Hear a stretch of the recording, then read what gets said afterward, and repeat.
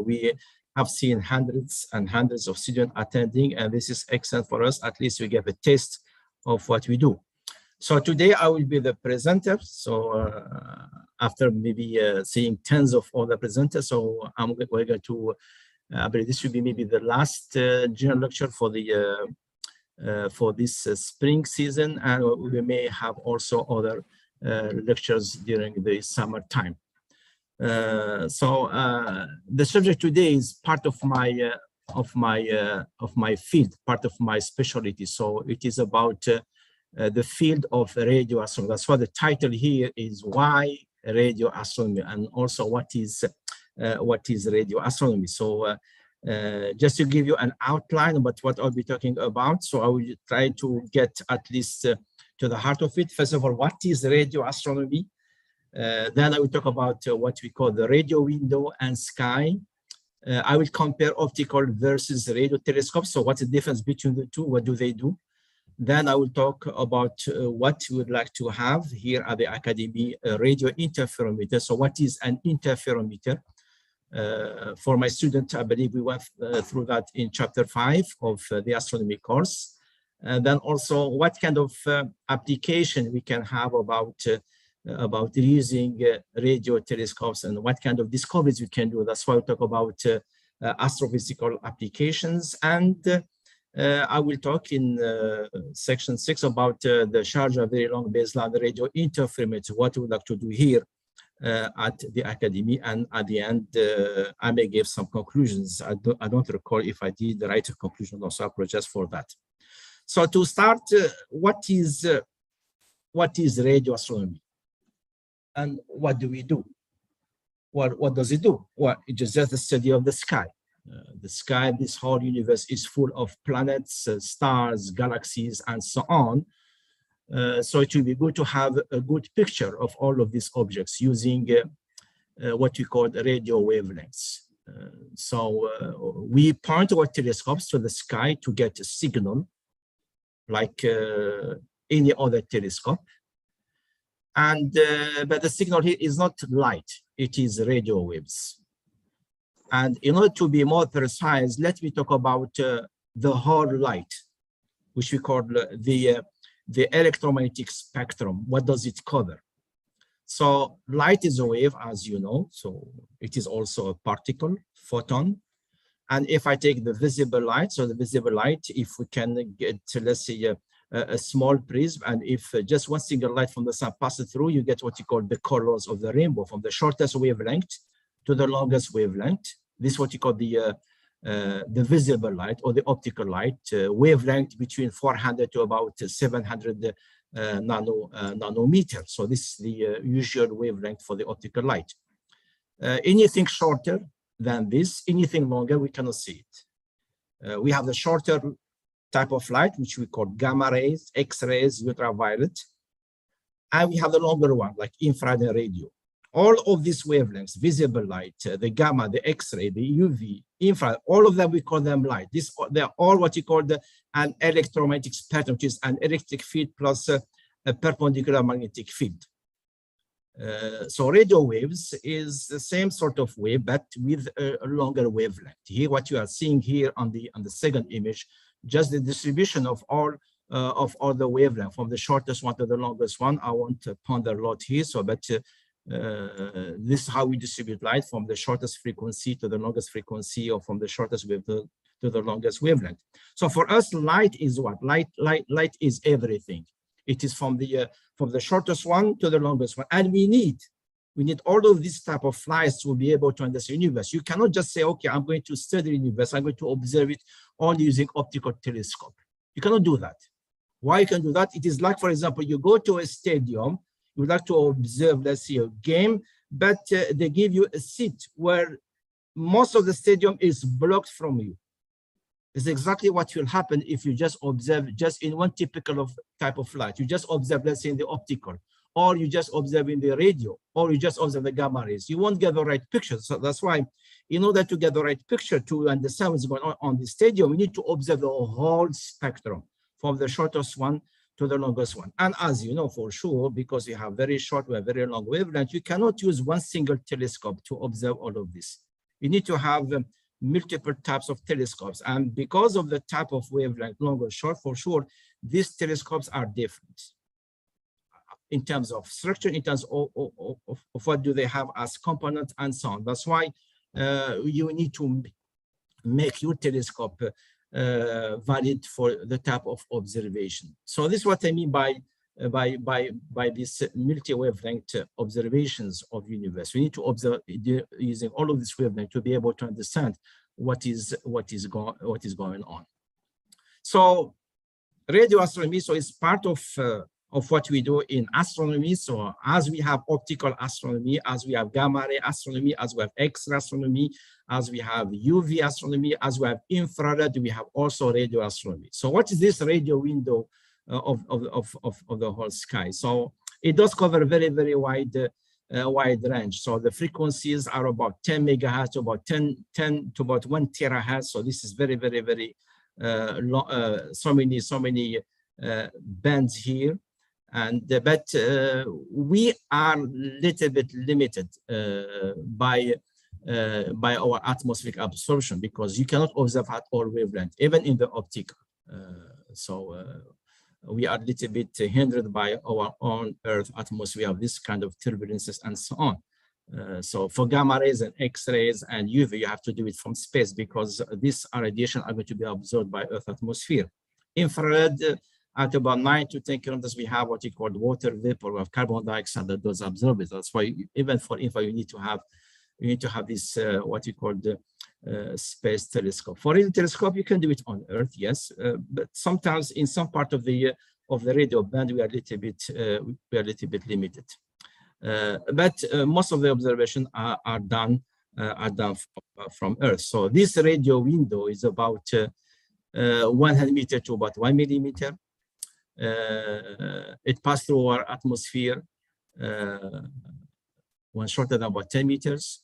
You can use different techniques to detect it. You can use antennas and electronics, and also use these radio waves, for communication and also for cooking. You have your microwave oven and so on. This is just to show you here all the different bands that we have. We have this VLF, this VHF, UHF, and so on. So all of these different type of frequencies, it all depends upon where you would like to observe. So in terms of radio, so you can use all of this wavelength to be able to observe the radio, what you call the radio universe. But what kind of object emit radio waves? You can see almost everything. First of all, people like us, we do emit, not as human beings, but we use mobiles. We have our own radio stations. We have our own microwaves. We have, in some cars, we have these sparks that do produce some kind of radio waves. That's why we don't like to have your car near a radio telescope. Planets, a little bit. They do produce a little bit. Stars, a little. Half-thin gas, yes, special wavelength, and plasma. But this whole universe is all plasma. And that's why radio waves are very important to understand this object that are made of plasma that do emit mostly, especially in the radio band.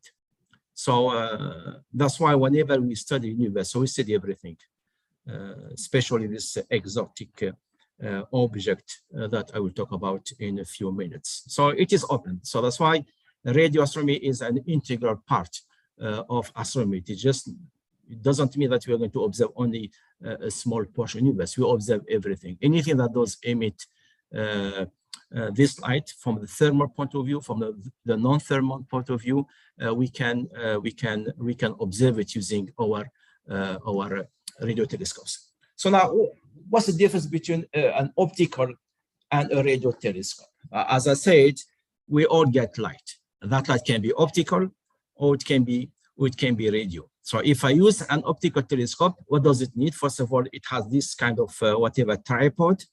Okay, so it may be a reflecting telescope. It has a mirror, or it may be refracting. It has a lens. So I get to focus light on the mirror or on the lens and get this information. That information you can just observe it directly. You can use a sensor like a detector, like a CCD camera to get your signal.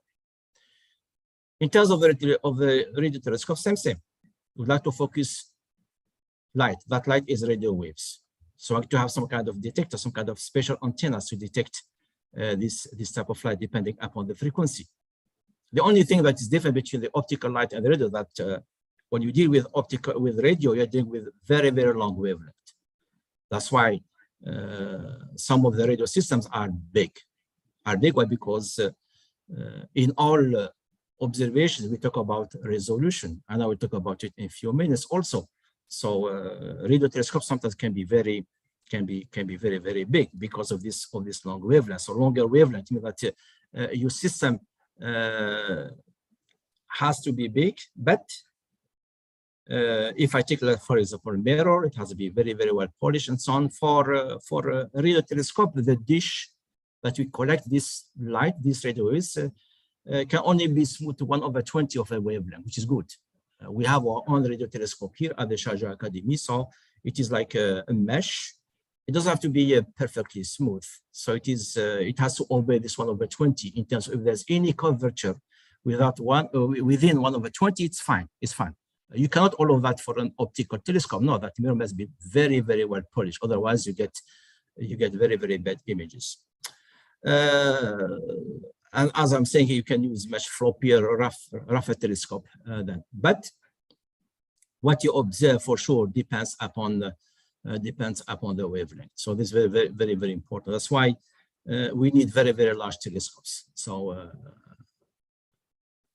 but sometimes we are limited from the engineering point of view. You cannot be something bigger than about 100 meters, especially if it is steerable, that you can change its direction from the engineering point of view, because this telescope, this huge system, must suffer the effect of gravity, wind, and so on. So we have to be very, very careful. That's why some telescopes may survive, some telescopes may not survive.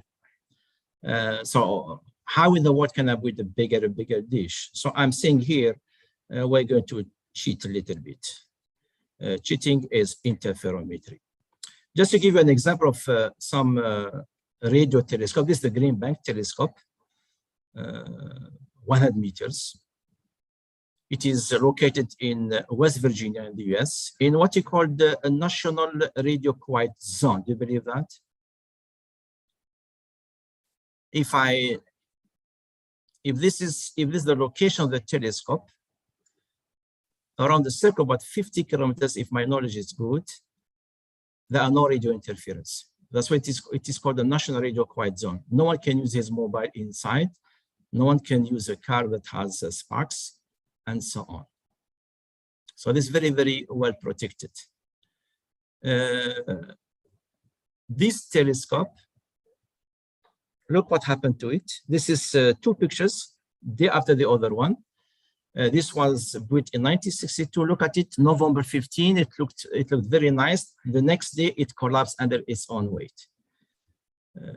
As I said, it has to obey the law of physics. So it is subject to gravity, to the engineering design, and for sure also to the wind and so on, to the weather. And so that's why this telescope did not survive.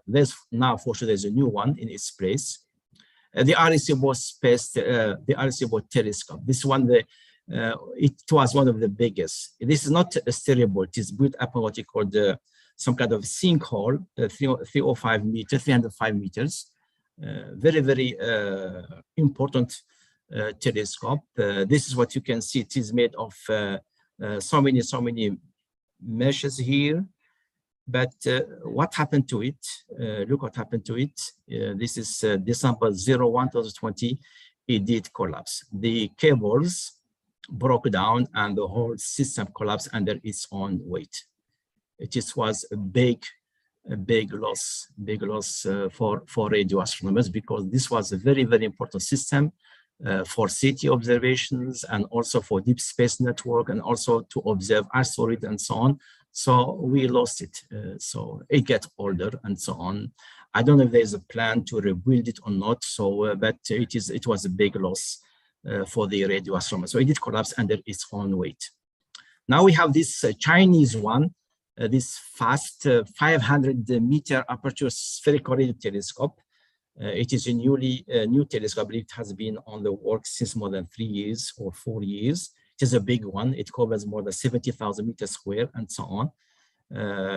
It has been built same thing upon a very, very huge sinkhole, and it did force the evacuation of more than 1 million people around. So just to avoid just to be in this radio quiet zone. So this one of the, it is now #1 in terms of a fixed dish, 500 meters. Arecibo is gone. We may see a new one, but this is a fixed telescope. So it is not steerable. Okay. So we'd like to go to larger system.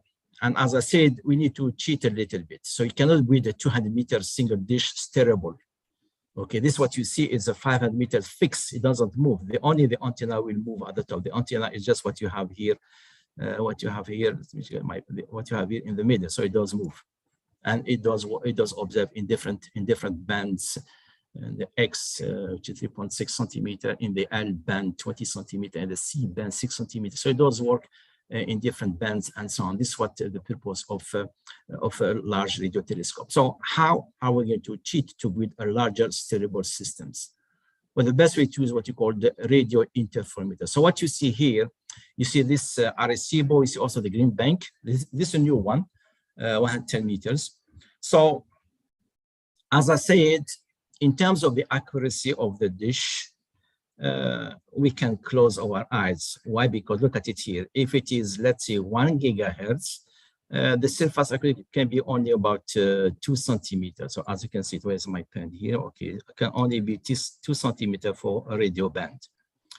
If I use 1 gigahertz millimeter band, look at it. It must be 200 micrometers. So your system, your device must have a surface accuracy less than 200 micrometer. And look for an optical telescope. Look at it, 0.034 micrometer. This is unbelievable. So why? Because the wavelength is short. Why? Because when you observe, you have to at least have the best resolution, as we call spatial resolution. Resolution in astronomy, for my students, they know that is what? It's just the wavelength approximately divided by the size of the aperture, by the size of the baseline, as we see it in astronomy. Just to give an example here, this is just an example of the spatial resolution for the Arecibo that doesn't exist anymore, about 300 meters. So what is its resolution? Well, look at it here. So it's just the wavelength. Okay, we are talking about 5 gigahertz with 6 centimeters, 0.06 meter. You divide by the size of the telescope, 10 meters, so you get a resolution of about 41 arc-second. So what is 41 arc-second? When you look at the sun is half a degree. It is half a degree. This is 41 arc-second. So one degree is 60 arc-minute, and 1 arc-minute is 60 arc-second. So this one will not be able to observe very so many objects will not be, but at least it can do some other observation. That's why we would like to get this number that you see here as small as possible. So this, the typical resolution of a single dish radio telescope. But if I turn into bigger systems like this, what you call the very long baseline array, which has about 7 telescopes, and they are spread of a distance, look at it here, about 8,611 kilometers. What will be the resolution of this telescope, this very, very large array, this very, very large interferometer? So look at it here. If we use the same equations, but here, look at it here, we are talking about a size 8.626, we're going to get something equal to what? Look at it. If you convert this radian into arc-second, 0.00144 arc-second. It is just a number. So let us compare to something which we are very used to. Look at it, 0.0014 arc-second. How if I compare to the Hubble Space Telescope? Look at the resolution of the Hubble Space Telescope at 650 nanometer, which is the red. So it is 0.55. So this is compared to the previous one, so this is much better. Look at it, 0.0144, and this is 0.055. So some of these very big radio systems are have much bigger resolution than the Hubble Space Telescope. That's why we build big ones. We do have also, for sure, we do have also optical interferometer. We have 2 or 3 or 4 telescopes working all together, like the one that we have in Chile, the very large telescope. So bigger is better. Just to give some examples of this very large system, we have this low frequency array, which is part of it in Netherlands, part of it, I believe, in Norway, and also in Germany, but most of it is in Netherlands. It does cover 1,500, but this is in the low frequency. This is the millimeter case. We have also the very large array, which has 27 telescope, and they are distributed along this shape, the Y shape. Or you have also this Atacama large millimeter, so it has a size of about 16 kilometers. Here I'm talking about the longest baseline. For the telescope, when the telescope are very far away from each other, they simulate a dish of about 36 kilometers. So you can just figure out what will be the resolution. So this is this one of the largest radio telescope in the world, the very large array. Now it is called the Karl Jansky Very Large Array. 27 telescope. Each dish is about 25 meters in diameter, and they are movable. All of these dishes, you can move them. A big train will come below the telescope, and it will move one telescope. So usually the VLE has different configurations: A, B, C, D. Each configuration stays of about 3 months. They will move. If we start with A, then they will move with a hybrid A to B, then B, then B to C, then C, and so on until we have all this configuration. And depending upon what kind of resolution you would like to observe, so you have to wait when your configuration will come. This is myself. I took this in the late 80s when I was still a grad student doing my observation with the VLE when I was a little bit younger than today. Yeah, SFR. Okay, so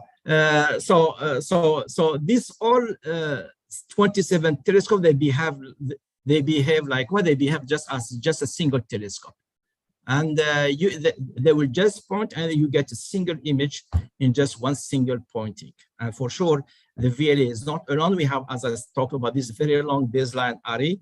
You have telescopes spread over several continents, as you can see it here, spread several continents to simulate a big one. Why do we need all of this? Because, as I said, the higher resolution you get, the better the image and the more detail you get about your object, especially if you like to see what you call the central part of your object, as we're going to see it in some beautiful images. So now you have this beautiful system. So what are the applications? What kind of observation can we do? So what are the astrophysical applications? Well, there are several ones. So you can observe, by the way, radio astronomy started since World War II with the apparition of the radar. And so it was so used in World War II. So you can observe this cosmic radio sources, supernova remnants, radio galaxies. For sure, our universe is mostly hydrogen. So hydrogen, we have this 21 centimeter atomic hydrogen line, so you can observe quasars, this quasar object that look like stars, but are not stars. Stars, its energy is thermal. Quasar is non-thermal. You have this powerful magnetic field, and you have these highly charged particles coming around. And whenever one of them is toward the line of sight, we see a radiation which we call second radiation. The cosmic background radiation, I believe Asma, we talked about it last week in her lecture, The Story of the Cosmos. Interstellar clouds, proto-prime disk. If you would like to observe where do stars form in this nebulae full of dust, where you can see nothing in optical, you have to use longer wavelength, and the best are infrared and radio.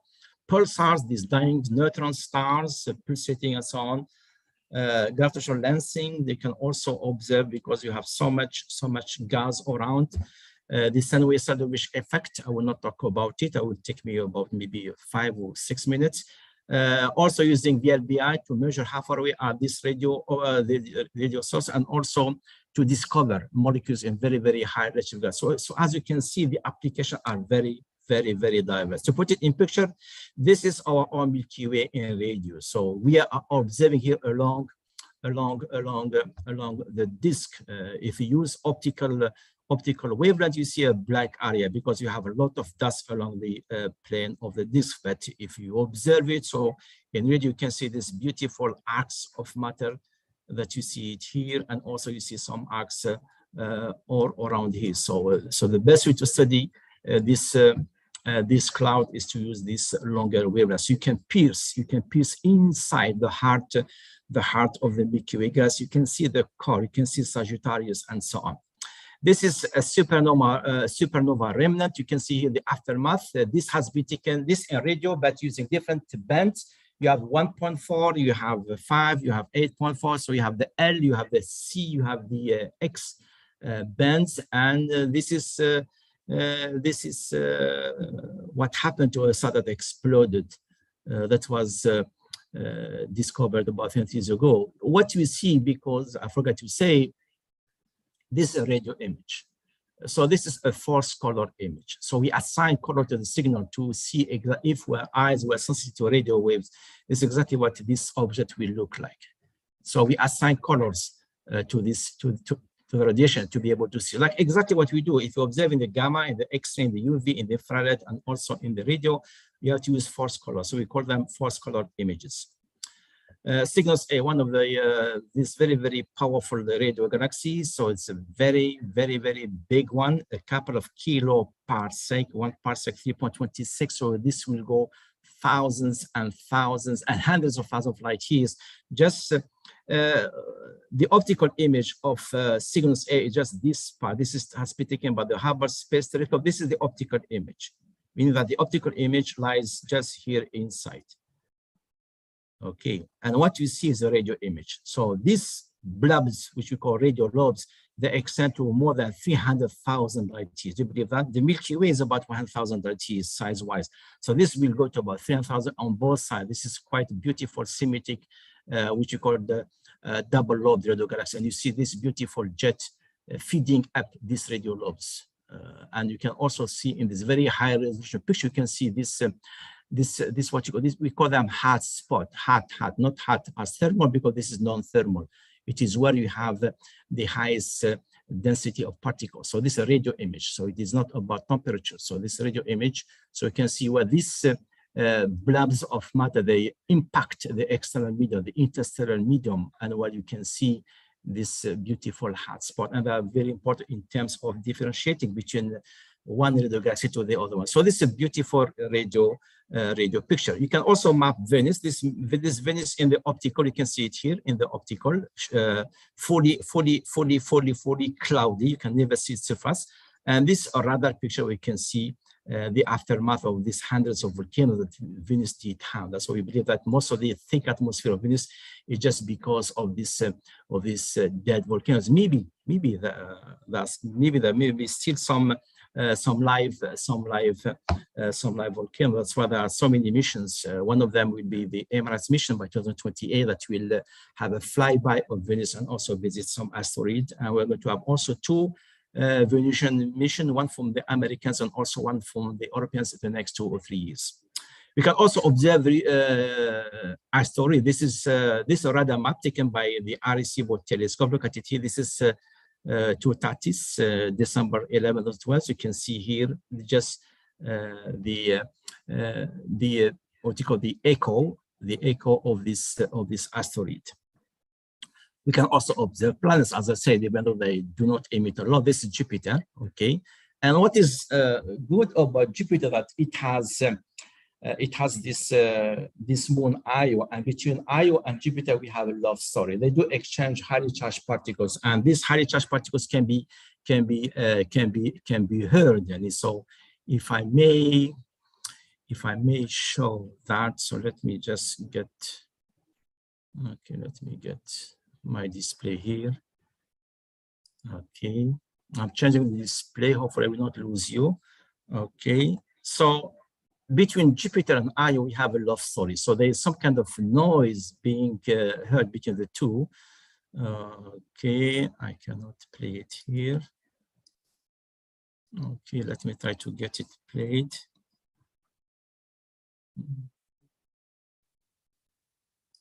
I'm going to stop sharing. Sorry for that. So I will open it right away. So let me get to my file. So between Jupiter and Io, as I said, so we have a love story. So there's some kind of noise between the two. So we have this kind of long burst and also this kind of short burst. So let me let you hear the short burst. Okay, so do you hear it? Do you hear the short burst? No. You don't hear it? No. Okay, so let me share it with you again. So sharing is caring, whatever.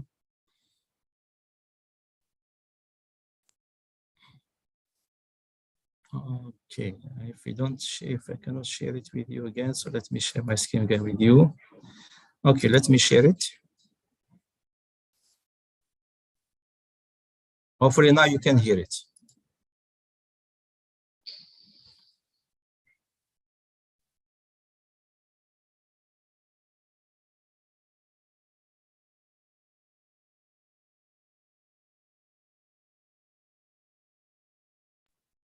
Not really, Professor.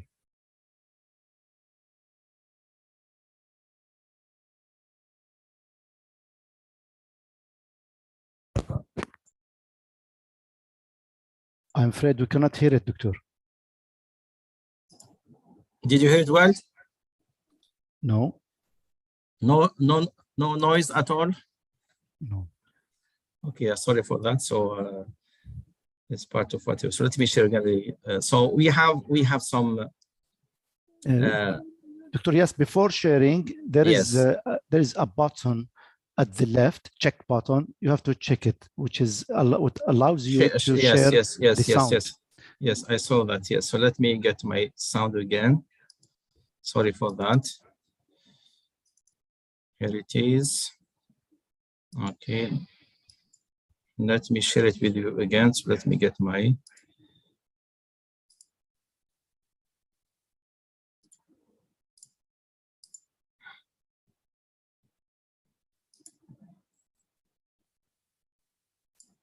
Okay. Now hopefully you can hear it. So let me try it again.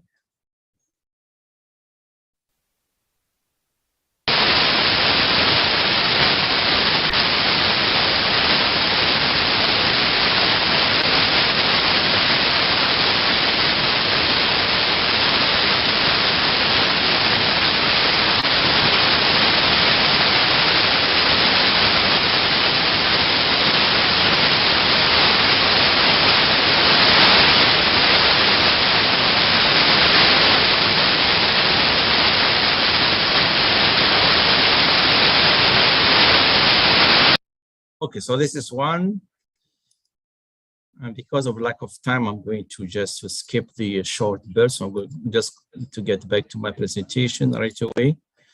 Okay, you see it, you don't see it. Yes, you see it now. So let me go to view mode. So let me go to the, what is it? So I stopped here, I believe.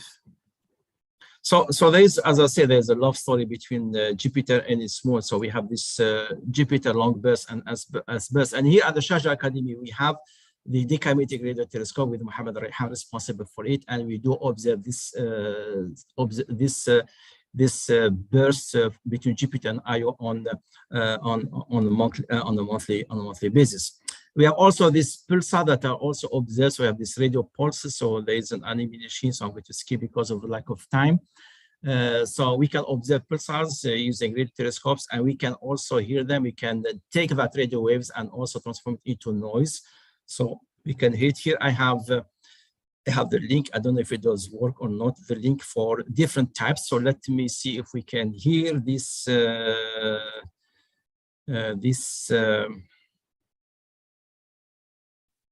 crab pulsar.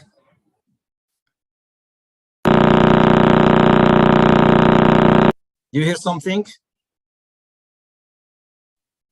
Yeah, the sound is clear. Okay, great. So let me play it again. This is the crab pulsar. About 13 pulses.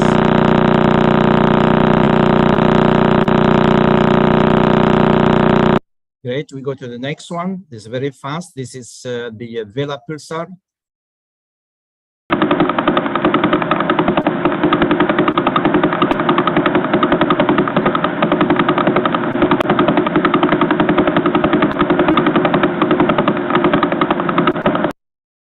There's another one. This is quite slow.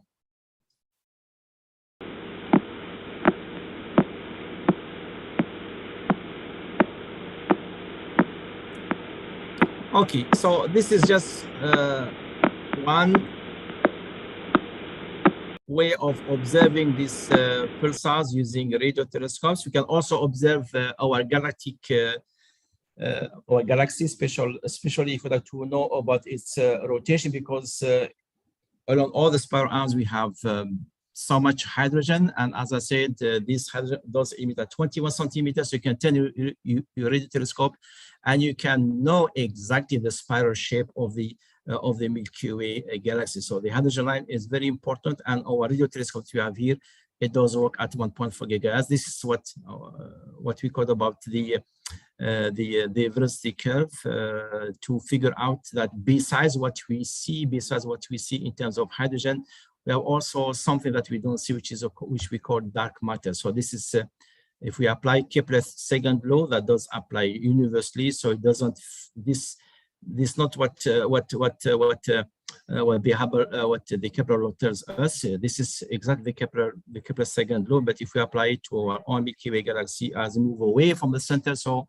it doesn't decrease. So there's something else. That something else is dark matter that I will not talk about it.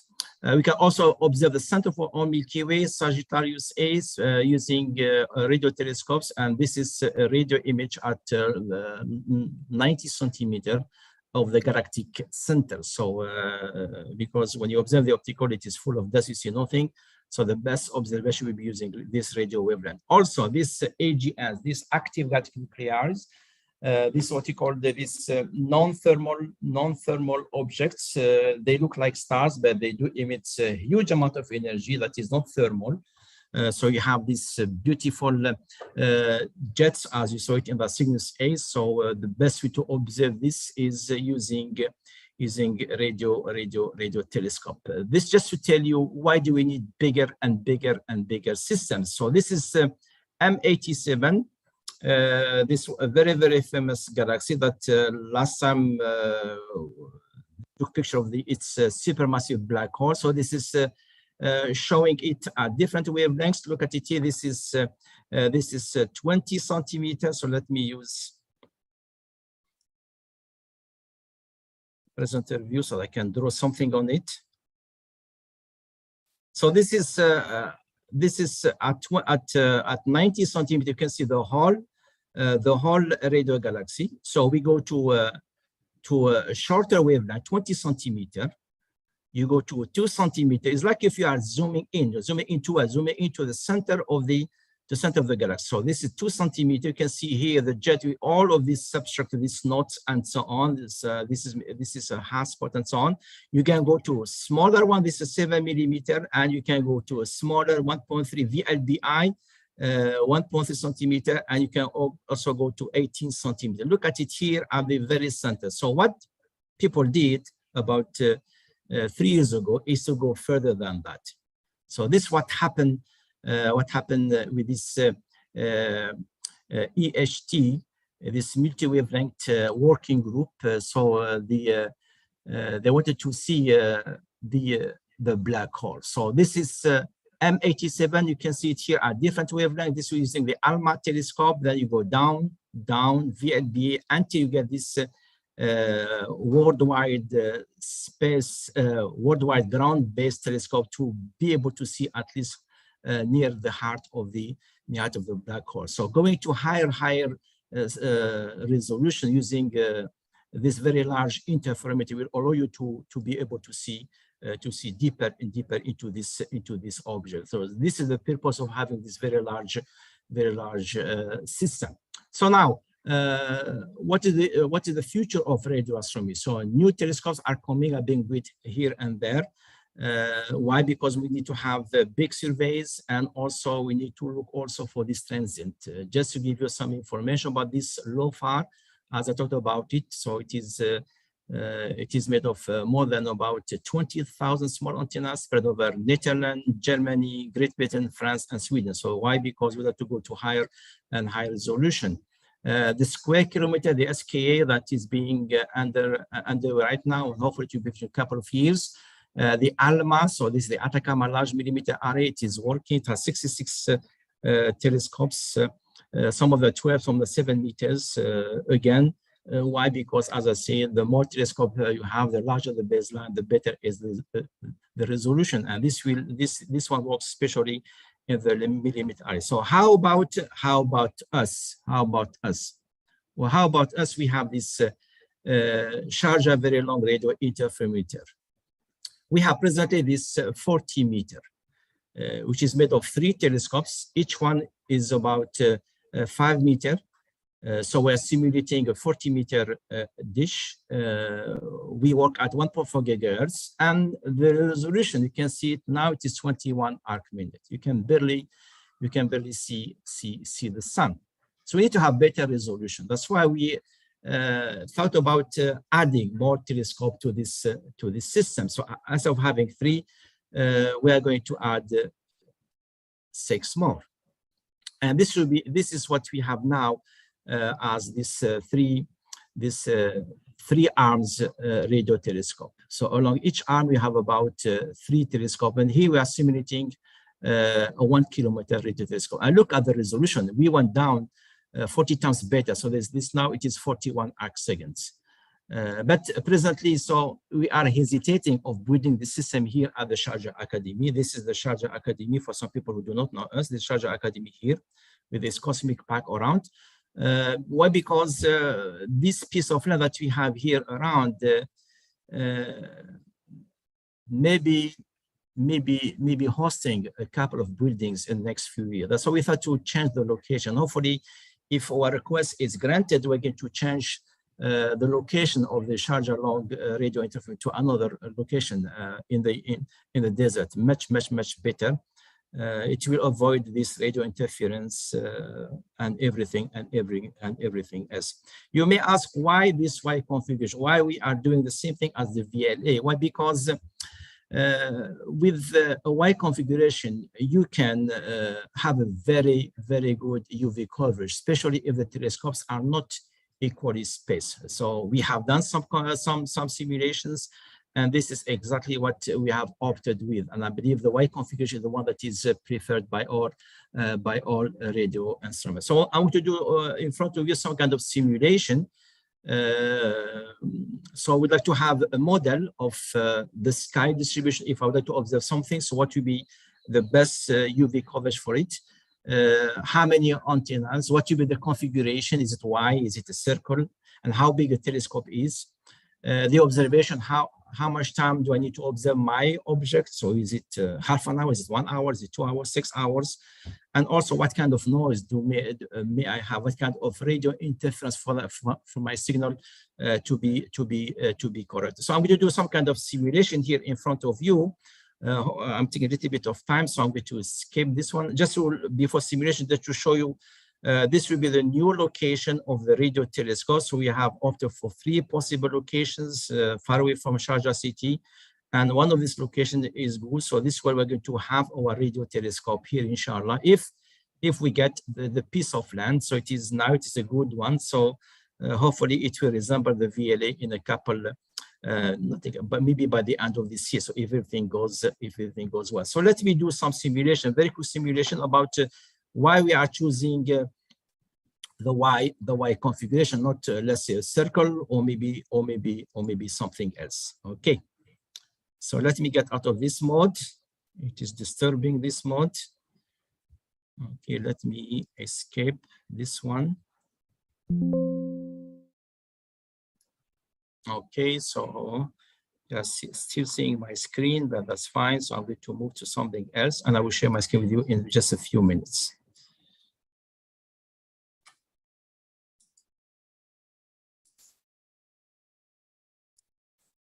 I believe I do have it open, but I don't know where. I do have it open, no, not yet.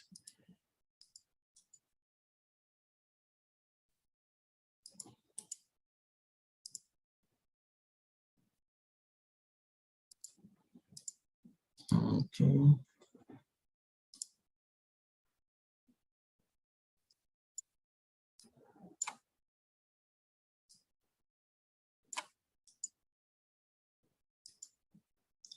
Sorry for this delay.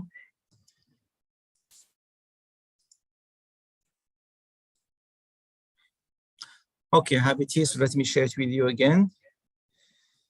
Up to my screen.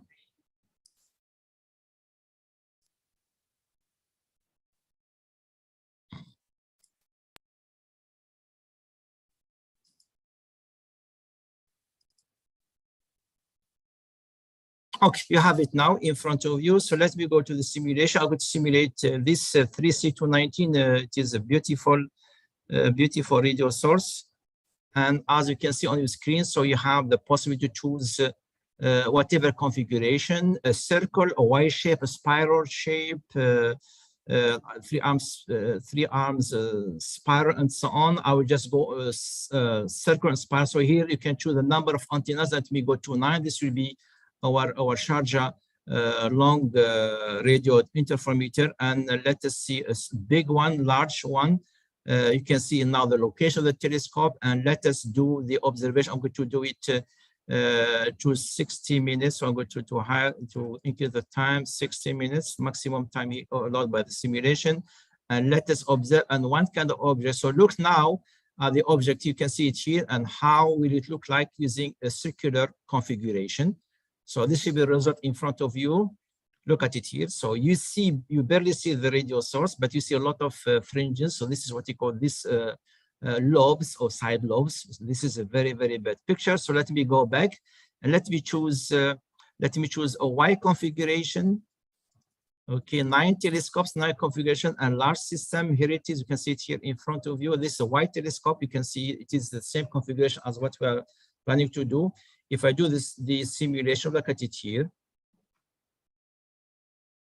Here it is. Let me compare with the previous one. You can see the previous one with the large circle, circle configuration, and this is the Y. So at least here I can see my radios. We still have a lot of noise here, but it can be did out with the application. So this is about radio interferometry. So we'd like to be able to build our own radio interferometer, and hopefully by the end of this year, if we get our new piece of land, so we're going to have one of the largest radio interferometer in the MENA world.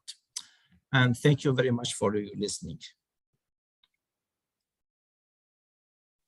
If you have any questions, so please.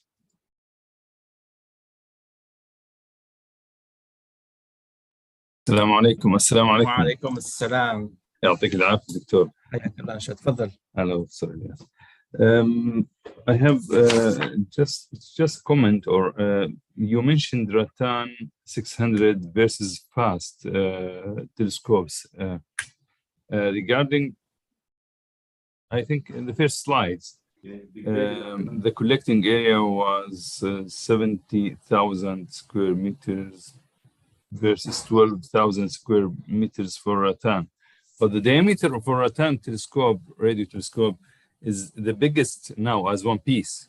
Ratan is the biggest, and it has the highest resolution, in spite of the fact that the collecting area is much less than that of the Chinese one. So when we are talking about the biggest radio telescope as one piece, not the long array, as one piece, it's Ratan, still Ratan 600. This in which country? And this is in the institute where I did my PhD in Russia. Yeah, in Russia, yes. So yeah, it belongs to SAO, and they have had the two biggest telescopes in the world, the radio one and the optical one. The optical one, so United States in 1994 built Keck telescope as the biggest one. After that, Spain did the biggest one, 10.4 meters, 2 decades ago. And regarding the radio, they still have the biggest one right now, which is Ratan 600. Yeah, it is 576 meters, yes. Yeah, I saw it, a very huge field. But the problem with this telescope is the collecting area is not that big as the Chinese one. The Chinese one has all the area is collecting the waves. But this one, they have like plates, like the plates, and the plates are around the field like this, with different design, around circular, with 900 plates. Each plate is 7 meters, I guess, by 12 meters or something like that. I don't remember exactly the size. And each plate has a special motor to move it forward, to change the tilt of the plate. A complicated design, but yeah, of course the wide shape is much better. This single dish are very complicated, especially if it is made of so many plates, and you need to have the right reflection of the radio waves to the antenna. Otherwise, you get a bad signal. You get this radio interference. Yeah, because at that time they didn't implemented yet the interferometry. As you know, the interferometry came later, and in the 80s of last century. And we implemented in optical. It was after Lapéry 1971. He did that theory for optical interferometry, but the first real interferometry in optical observations was in the 80s. So it was done by my professor Yurievich Valega, and they built what we do in the optical interferometry. We use the same telescope. We do 2 holes. We cover the secondary focus or mirror, we call it. We just keep 2 holes. From these 2 holes, I did this in my PhD research in interferometry, but it's a bit complicated because you need Fourier transformations to get the power spectrum and the autocorrelation function and plus all these things. Yeah. Thank you. Thank you very much for the nice talk. Yeah. Any comment, any questions, please, from the audience? Yes, Doctor, a quick question. It's a little personal. Please. Why did you choose to specialize in radio astronomy? Well, I had a chance to be at the University of New Mexico. Okay. And which is in Albuquerque, and New Mexico, the home of the VLA, the Very Large Array. Even though before that, I did my MSc in radio astronomy when I was at Iowa State University. But my MSc advisor and my PhD advisor are friends. So that's why I moved to the University of New Mexico. It was a chance to be able to be fully engaged in radio astronomy. But I am an astronomer. Yes. Thank you. At the end, we are all astronomers. Whatever wavelength, you are an astronomer. Okay. Any more questions, please? Yes, please. Dr. Ilyas? Dr. Nassim, how are you doing? I'm fine, thank you. I was very pleased to... How is Algeria? Is it very cold? Good, thank you. Are you still fasting? Yes. Of course. Good to see you, Nassim. Good to see you. Nice to see you. So, in fact, my question is: do you have any plan to join or to make a network in order to increase the resolution? Yes. We had in mind this long baseline, because when we had this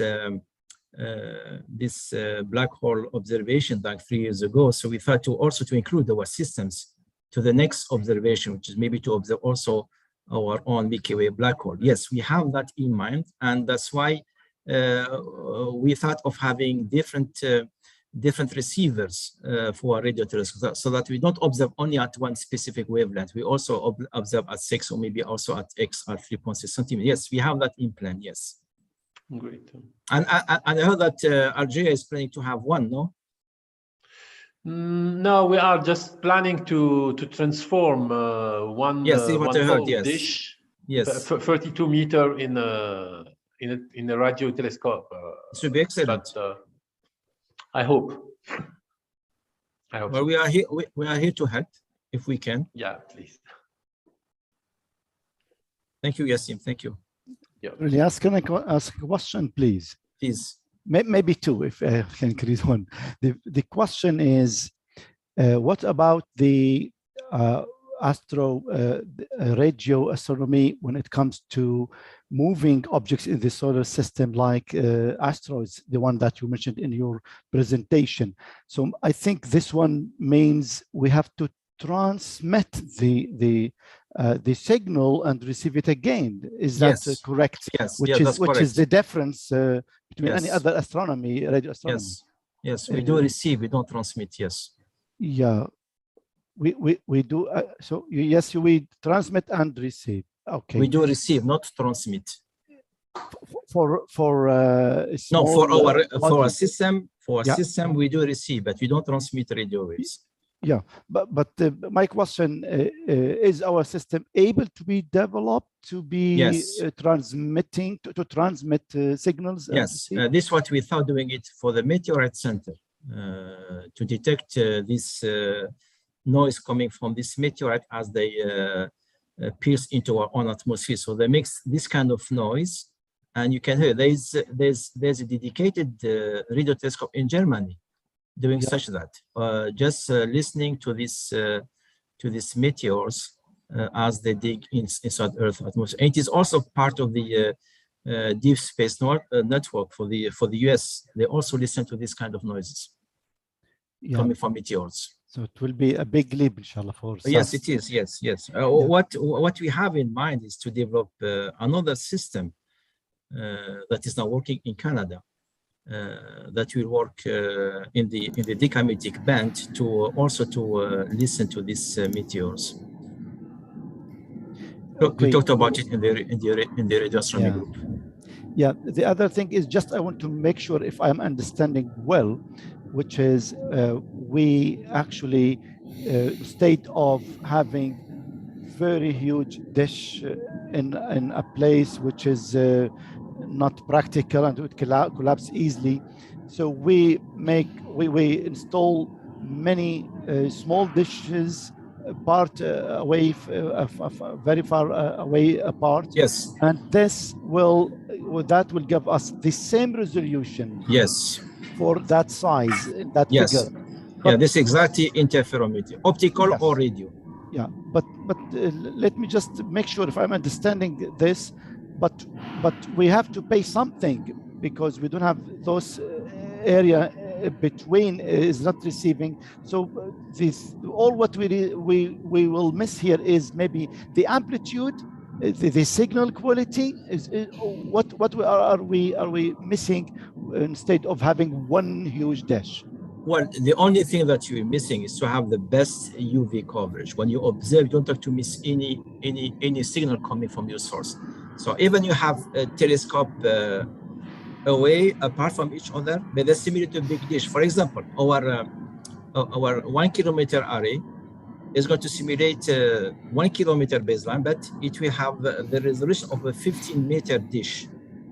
You see, so the main thing here is about losing what you call the UV coverage of your source. But as Earth rotates around itself, you're going to fill the gaps. The more telescope you have, the less gaps you have in your coverage. So this is the good things. But in terms of sensitivity, for sure, our system will be limited in terms of sensitivity, especially if we're going to observe weak radio sources, or maybe observe some very, very large radio sources. Yes, it won't be able to do that. It should be limited by the resolution. Thank you very much. And that's what happened, I think, 3 years ago for the Event Horizon telescope. Yes. For M87, I think. Yes. The black hole. Yes, for the Virgo A. Yes. Okay, so it is 2 o'clock. So I thank all the audience for attending. For our friends overseas, Dr. Nassim, thank you for attending, and for all of you, for the students who did attend, thank you. So this is our last lecture for the spring season, and hopefully we're going to get to have a new program for the summer season. Hopefully we'll be still alive. I mean alive, live on the screen, not dead, for sure, whatever. So we'll see that, inshallah. So thank you very much for attending, and see you next time, inshallah. Thank you very much. Thank you. يعطيكم العافية وكل عام وانتم بخير. دكتور نسيم كيف hopefully Eid is Monday, hopefully. Sure. 100%. not Sunday. Assalamu alaikum. Dr. Nassim, salam alaikum. You visited Ramadan us Kareem. 3 years ago, you remember?